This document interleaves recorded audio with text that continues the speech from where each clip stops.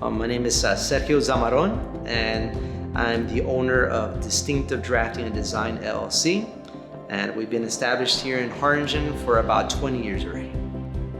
We're not interior designers, but we specialize in the design that's needed for construction. We've developed a process that we use up-to-date technology, a lot of virtual reality, 3D models, and this really gives them more of a different experience that really allows the clients to understand what their final dream home is gonna be.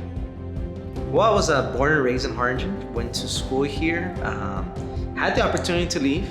Matter of fact, we do have another office in San Antonio, but we chose to keep our main office here, and we call it the heart of the valley.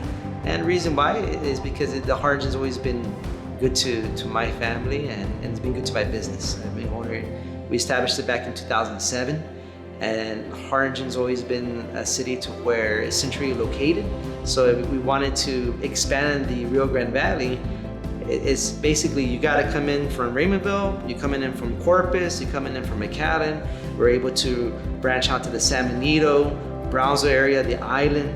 So everything is right in the middle. So even though we got bigger cities here in the valley, but again, the central location of Harlingen has been very key to be able to make it easy for business.